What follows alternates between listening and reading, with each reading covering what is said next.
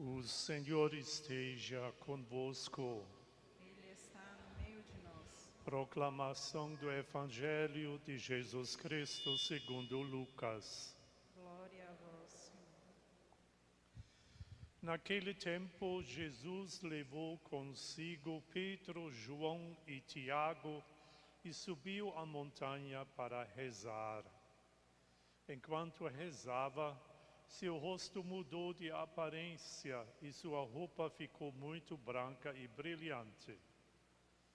Eis que dois homens estavam conversando com Jesus.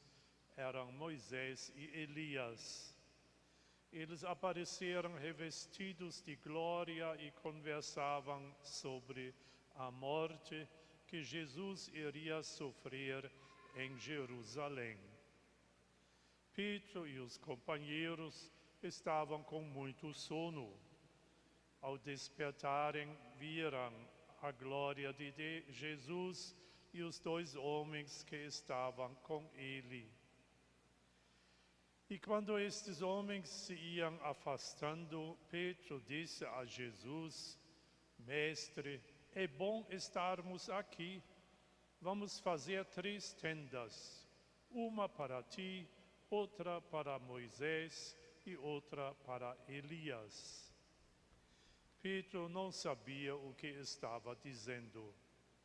Ele estava ainda falando quando apareceu uma nuvem que os cobriu com sua sombra. Os discípulos ficaram com medo ao entrarem dentro da nuvem. Da nuvem, porém, saiu uma voz que dizia: Este é o meu filho, o escolhido. Escutai o que ele diz. Enquanto a voz ressoava, Jesus encontrou-se sozinho.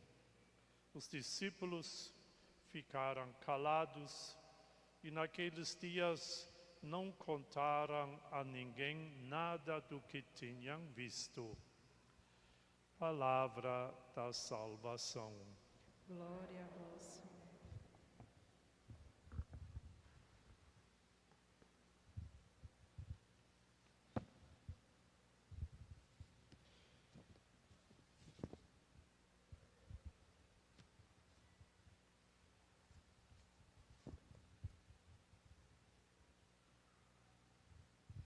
Meus prezados irmãos e irmãs, Pedro, Tiago e João são sem dúvida os apóstolos mais bem conhecidos.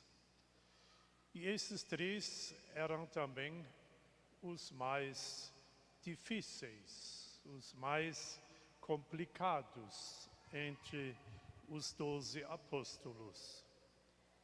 Pedro, de língua grande, era o maior, o porta-voz.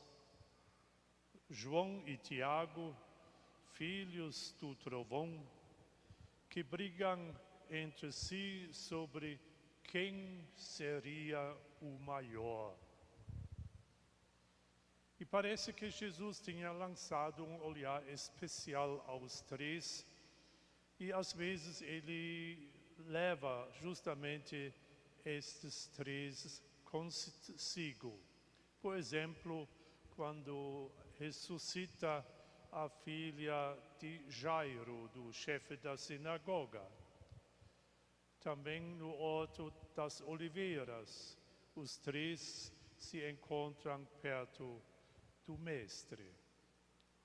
E ao Monte Tabor, Jesus leva apenas Pedro, Tiago e João, e mais ninguém. Quem sabe, talvez quisesse dar-lhes uma instrução especial e particular. Sabemos que se tornaram mais tarde colunas fundamentais da comunidade cristã. Por conseguinte, podemos agora perguntar: por que Jesus os leva consigo ao topo deste monte? Qual lição precisavam aprender? Parece que não lhes explicou nada antes de subir ao monte. Senão, certamente, não teriam logo tirado uma sonequinha.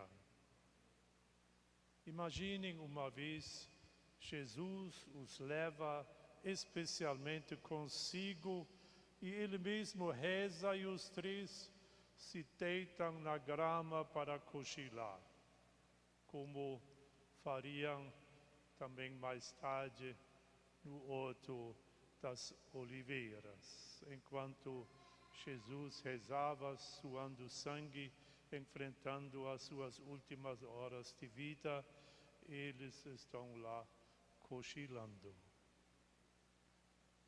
E quando então acordam, aí experimentam coisas que num primeiro instante não entendem e muito menos sabem explicar, pois enquanto Jesus rezava, a sua aparência, o seu rosto muda, a sua roupa fica branca e brilhante. Fala com dois homens que não subiram com eles lá à montanha, Moisés e Elias, homens que viviam centenas de anos antes, e ainda escutam uma voz sem verem ninguém, a voz de Deus dizendo que Jesus é o meu filho e quero que vocês o ouvissem quando fala. Com tudo isso, certamente não conseguem, por enquanto, fazer nada. Estão confusos, complexos e falam bobagem, querendo construir 3 tendas para Jesus, Moisés e Elias. Mas o que significa isso? Não era de se admirar que, por enquanto, ficassem calados e que não iriam falar, por enquanto, nada a ninguém, nem depois de descerem com Jesus esta montanha. Conosco, meus caros irmãos, às vezes também acontecem coisas semelhantes. A gente se deixa envolver em alguma coisa e depois não sabe explicar o que está acontecendo. Então nós também precisamos, talvez, de um tempo para pensar e colocar tudo em sua devida ordem. Apenas mais tarde a gente aos poucos consegue falar sobre isso. Um acontecimento talvez que de repente consigo experimentar e explicar se torna agora parte da minha experiência. Por isso também esta cena estranha se encontra no Evangelho. Trata-se também de uma experiência pessoal e especial a fazer com este Jesus, para a qual os três foram levados. Conheciam ou acharam que conhecessem Jesus, mas agora estão sendo levados para experimentar quem é realmente este Jesus, filho de Maria e José. Vamos tentar explicar um pouquinho esta situação no monte. O fato de Jesus subir, às vezes, ao monte não é muita novidade para nós. Ele sobe para rezar, para estar sozinho com seu Pai. Então, também para os 3 apóstolos não era novidade, né? Por isso também começam logo a dormir. Jesus já conhecem, deixa rezar e nós vamos descansar. Mas quando acordam, não enxergam apenas Jesus, totalmente diferente, seu rosto brilhante, a sua aparência totalmente transformada, se encontra aos olhos dos três num estado de êxtase, pois se concentrou totalmente em Deus. Possamos talvez, mesmo arriscando errar, comparar talvez esta aparência e esta experiência da parte dos discípulos de dois apaixonados que fitam os olhos um do outro. Parece que estão vivendo numa outra estrela. Ou uma jovem mãe que observa o seu filhinho enquanto o amamenta. Ela também está acima das nuvens, por assim dizer, no sétimo céu. E talvez até um jovem que não tira seu olhar do smartphone e ouvindo música, né? E os discípulos também fazem a experiência, quando a gente se empolga completamente por uma coisa, isso transforma. Está completamente presente, amando, ouvindo, rezando com todas as forças. Isso transforma a pessoa em outrem. Talvez entenderam mais tarde porque Jesus os levava consigo ao monte para rezar. Embaixo, no meio do povo, não teria sido possível, pois uma tal oração exige preparação e ambiente adequados. Para poder rezar assim, a gente também, como os apóstolos, deve deixar tudo para trás. Ficar longe do telefone, do smartphone, da televisão. Ficar longe também, talvez, da cozinha, da mesa, de passar roupa. Estar longe do carro, da motocicleta, do rádio. Quem participou uma vez de um verdadeiro retiro sabe como é difícil desprender-se e largar tudo e deixar as coisas se desenrolar. Li nesses dias de um livro de um espiritualista holandês que as irmãs da caridade da Madre Teresa de Calcutá certamente, mesmo estando orientadas por completo ou absorvidas até pela presença de Deus ou de Jesus nas suas orações, elas não ficam desprendidas ou soltas do trabalho que tem que fazer, cuidar de moribundos nas beiras da estrada e praças públicas. Elas certamente também têm nojo, têm assim uma aversão, sentem que não é fácil lidar com tais pessoas, mas mesmo assim elas estão abrangidas, tomadas pelo amor e pela presença de Deus, de Jesus na sua vida.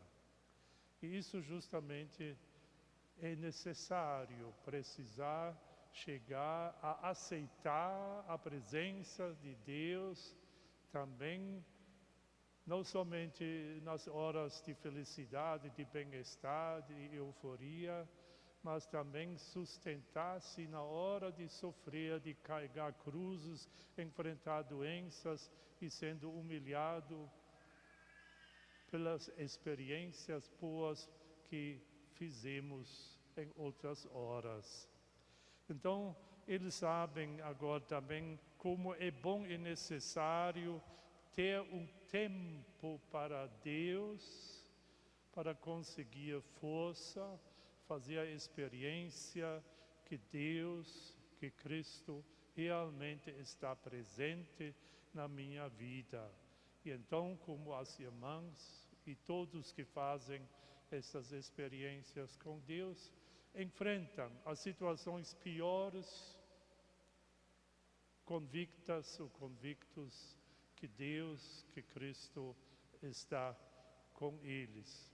Da mesma forma como Jesus não aceitou apenas as horas da multiplicação dos pães sendo elogiado, aplaudido, mas também quando carregava a cruz, quando foi crucificado, aí ele se sentiu amparado pela presença de seu Pai.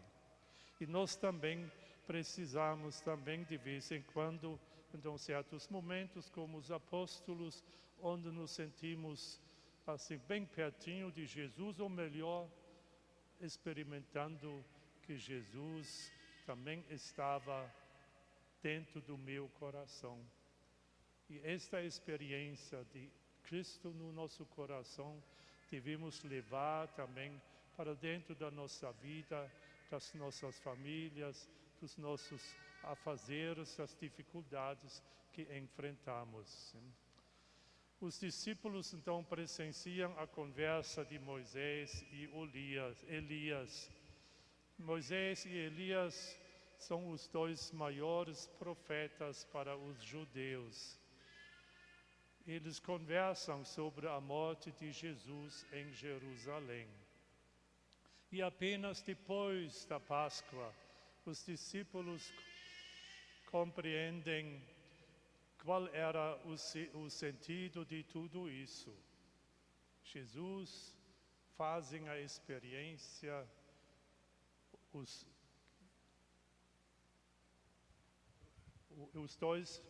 três fazem a experiência que Jesus é maior do que os dois, Moisés e Elias, que de resto eram considerados como os maiores do povo de Deus.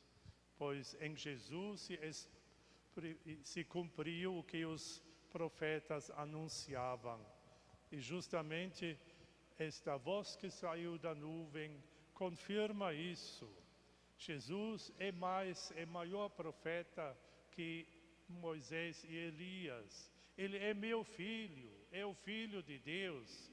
E quem o escuta, não escuta qualquer um, mas escuta a Deus.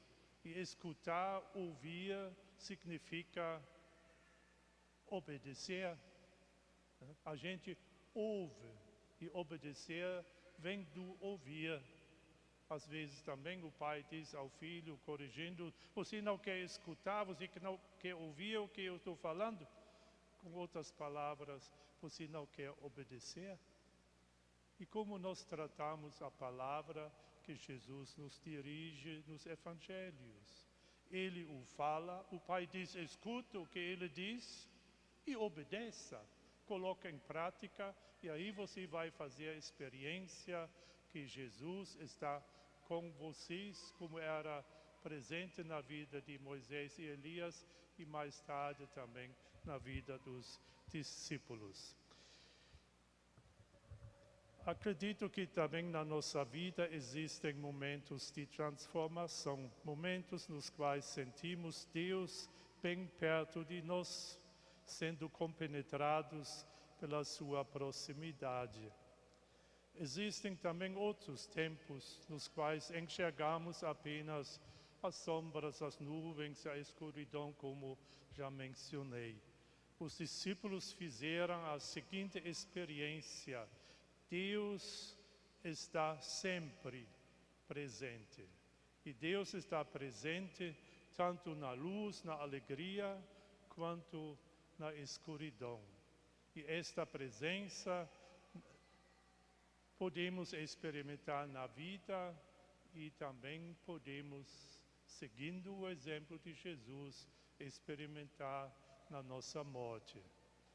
E Deus nos mostra como podemos sempre de novo encontrar a direção certa, dizendo-nos aquilo que o Pai falou através pela nuvem: este é meu filho querido, escutai o que ele diz.